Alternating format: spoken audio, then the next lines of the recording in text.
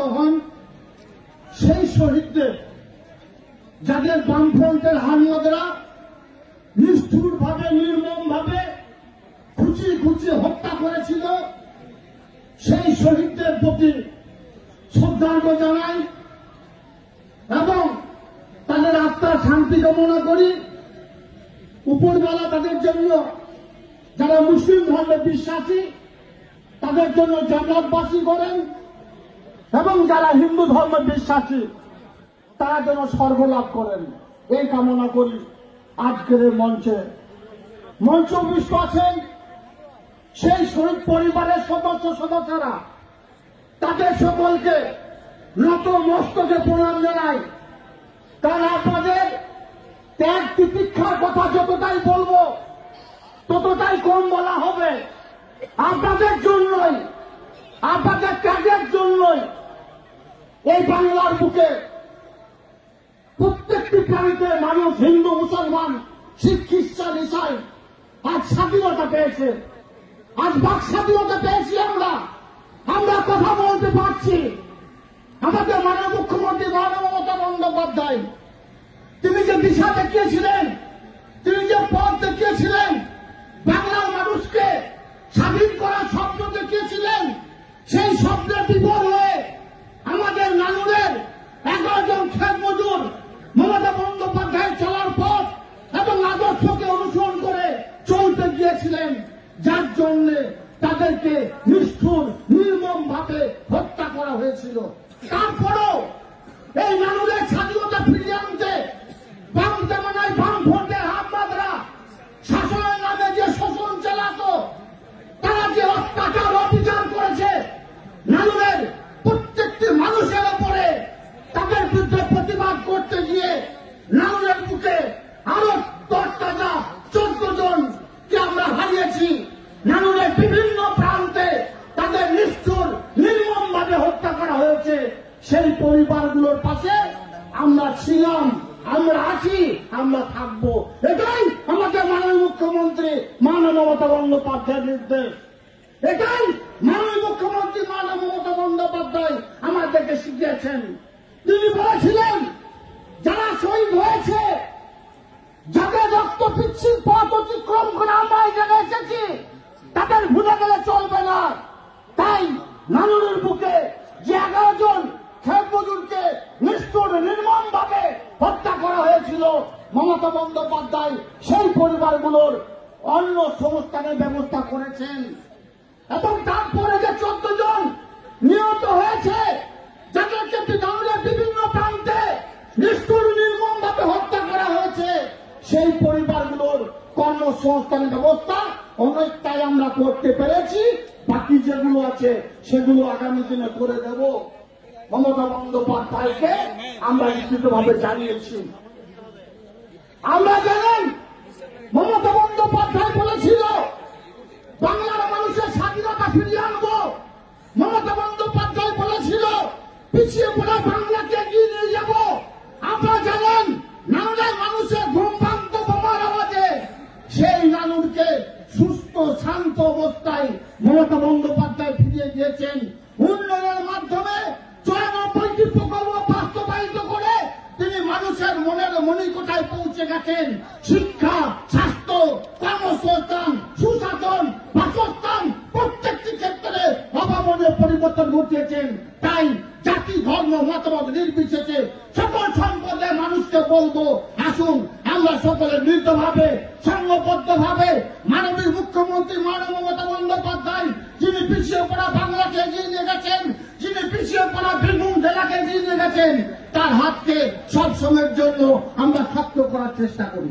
আমরা জানেন কেন্দ্রে যে সরকার বসে আছে, সে সবসময়ের জন্য বাংলাকে পিছিয়ে দিতে চায়, বাংলাকে অবহেলা করে, বাংলাকে অবজ্ঞা করে। তার একের পর এক প্রমাণ, একের পর এক নিদর্শন আপনাদের কাছে আছে। আমরা জানেন আমার যে খেত মজুর ভাইরা যারা মাথার ঘাম পায়ে ফেলিয়ে 100 দিনের কাজ করেছিল, যুক্তরাষ্ট্র পরিকাঠামো অনুযায়ী তার 60% টাকা দেবে কেন্দ্র সরকার, 40% রাজ্য সরকার। কেন্দ্র সরকার টাকা দেয়নি। আমাদের মাননীয় মুখ্যমন্ত্রী মমতা বন্দ্যোপাধ্যায় দিয়েছেন। কেন্দ্র সরকার যুক্তরাষ্ট্র পরিকাঠামো অনুযায়ী যদি আবাস টাকা দিত, তাহলে ছাদবিহীন মানুষ থাকতো না। কিন্তু আমাদের মাননীয় মুখ্যমন্ত্রী মাননীয় মমতা বন্দ্যোপাধ্যায় তিনি দিচ্ছেন আমাদের বাংলায় মাটির বাড়ি যাতে আছে তাদের পাকা বাড়ি করে দিচ্ছেন। তারপরও তিনি একের পর এক জনমুখী প্রকল্প বাস্তবায়িত করেছেন আমাদের সকলের জন্য, বাংলার হিন্দু মুসলমান শিখ খ্রিস্টান ইসাই সমস্ত সম্প্রদায়ের মানুষের জন্য। আজকে যারা এসেছেন বীরভূম জেলার বিভিন্ন প্রান্ত থেকে মঞ্চে আছেন আমাদের রাজ্যের 2 মন্ত্রী, সদ্য সম্মানীয় আমাদের ববিতা, যিনি সবসময়ের জন্য আমাদের সুপরামর্শ দিয়ে থাকেন। আমার অভিভাবকের মতো আরেকজন আছেন মলয়দা, তিনি না থাকলে কাগজ শেখ থাকতো না। বামফ্রন্টের হারলোকরা আমাকে অনেক আগে অ্যারেস্ট করার নাম করে খতম করে দিত। মলয়দার জন্যে আজ আমি বেঁচে আছি। মঞ্চে আছেন বীরভূম জেলার আরেক মন্ত্রী আমার অভিভাবক চান্দুদা, আমাদের কাছের মানুষ, আমাদের মনের মানুষ। মঞ্চে আছেন আমাদের ডেপুটি স্পিকার, আমাদের অভিভাবক আশিস দা, আছেন আমাদের এমপি সাহেব, যখনই ডাকি তখনই আমরা কাছে পাই। মঞ্চে আছেন রানা দা, আছেন বিকাশ দা আমার অভিভাবকের মতো। মঞ্চে আছেন আমার পিতৃত্ব দাদার মতো শেখ শাহনওয়াজ সাহেব। মঞ্চে আছেন আমার ছোট ভাইয়ের মতো নানু বিধানসভার সম্মানীয় বিধানচন্দ্র মাঝি সহ আরো বিশিষ্ট ব্যক্তিবর্গ। মঞ্চের নিচে আমার জেলা পরিষদের সহসভাধিপতি, কর্মাধ্যক্ষরা, জেলা পরিষদের মেম্বাররা, পঞ্চায়েত সমিতির সভাপতিরা, মিউনিসিপ্যালিটি চেয়ারম্যান, ভাইস চেয়ারম্যানরা সহ শাখা সংগঠনের সকল নেতৃত্ব এসেছেন। আমরা সকলকে ধন্যবাদ জ্ঞাপন করছি শহীদ পরিবারের পক্ষ থেকে আমাদের এই মঞ্চে আসার জন্য। আমরা জানি আমরা প্রত্যেক বছর আসেন, আমাদের পাশে থাকেন, আমাদেরকে সহযোগিতা জানান, এটাই আমরা খুশি।